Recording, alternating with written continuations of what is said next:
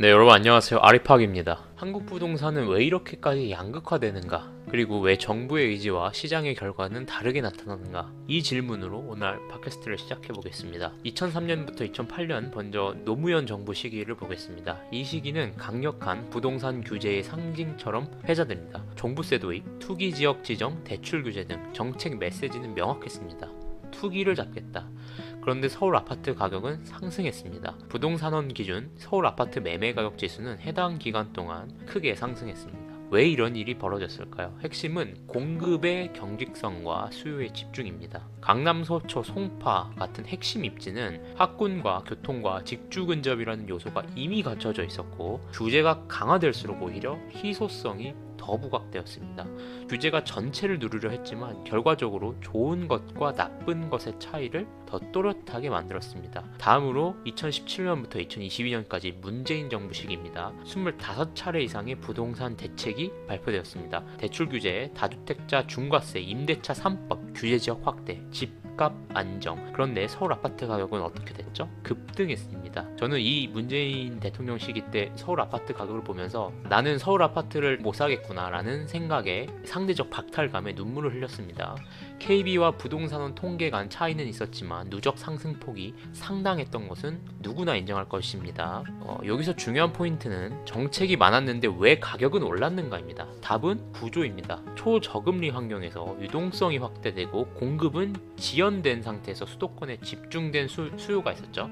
규제가 강화되니까 다주택자는 매물을 내놓지 않았습니다. 대출이 막히자 현금 여력 있는 수요만 나왔습니다. 결과적으로 어떻게 됐을까요? 중저가 지역은 거래가 줄고 핵심 입지는 더 강해졌습니다. 이게 양극화입니다. 최근 10월 15일 주택시장 안정화 대책이 발표되었습니다. 핵심은 규제 지역이 확대됐고 토지거래 허가구역이 지정됐고 대출 관리가 강화됐죠. 정책의 취지는 똑같습니다. 집값 안정, 시장 안정이에요. 근데 시장은 어떻게 반응할까요? 규제는 수요 전체를 억누르는 것처럼 보이지만 실제로는 레버리지 수요를 먼저 차단합니다. 현금이 부족한 계층은 진입이 막히고요. 현금이 충분한 계층은 기회로 봅니다. 결과적으로 좋은 지역과 현금 여력 조합은 더 견고해지고요. 애매한 지역과 대출 의존 조합은 약해집니다. 정책은 분포를 재편하게 됩니다. 또 다주택자 양도세 중과 유예 종료 있습니다. 이슈입니다. 유예 종료는 다주택자의 매물을 유도하는 정책입니다. 그런데 이런 정책이 발표되면 시장 참여자들은 두 가지를 계산하겠죠. 첫 번째는 지금 팔아야 되나? 두 번째는 정책이 또 바뀌지 않을까? 정책 불확실성이 커질수록 거래는 위축되기도 합니다. 그리고 이런 구간에서 상급지 급매만 소화되고 하급지는 거래 절벽이 나타나는 현상이 반복됩니다. 이게 양극화의 또 다른 메커니즘입니다.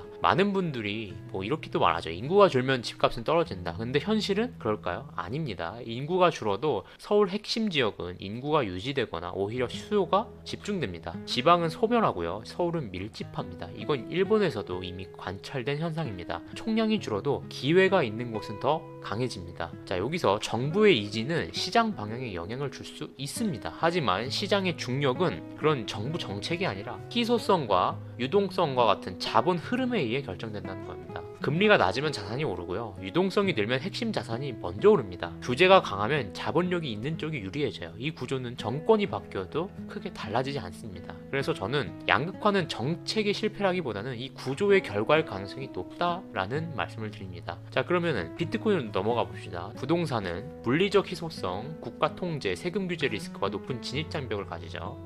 핵심 입지 접근이 어려울수록 사람들은 다른 축적 경로를 찾게 됩니다. 자, 비트코인은 공급이 고정되어 있고 국경이 없고 비교적 낮은 진입 단위로 분할 보유가 가능하고 검열 저항적 구조를 가집니다. 즉 물리적 희소성에 대한 이 부동산에 대한 접근이 어려워질수록 사람들이 그 대안으로 디지털 희소성 자산을 보게 된다는 거죠. 그래서 이 흥미로운 점이 두 자산 모두 희소성 기반 자산이라는 거예요. 강남 땅을 늘릴 수가 없듯이 비트코인도 2100만 개에서 늘릴 수가 없습니다. 차이는 하나는 국가 시스템 안에 있다는 거고요. 또 하나는 글로벌 네트워크 위에 있다는 점입니다. 한국 부동산은 단기적으로 조정이 있을 수 있어요. 그러나 구조적으로 핵심 입지 중심의 양극화는 반복될 가능성이 높다라고 생각합니다. 정책은 방향을 바꿀 수는 있지만 이 희소성과 자본 흐름이라는 중력을 거스를 수가 없습니다. 그리고 이 과정에서 비트코인은 해체 축적 경로로서 존재감을 키워갈 수 있습니다. 부동산이 막힐수록 사람들은 디지털 희소성을 공부하기 시작합니다. 저는 양극화가 오히려 심화될 거라고 생각합니다. 그리고 그 구조 속에서 비트코인을 함께 고민해야 할 시점이라고 생각하기도 합니다. 여러분은 물리적 희소성인 부동산에 베팅을 하시겠습니까? 아니면 디지털 희소성인 새로 떠오르는 부의 기회인 비트코인에 베팅하시겠습니까? 네, 여기까지였습니다. 아리팍이었습니다. 감사합니다.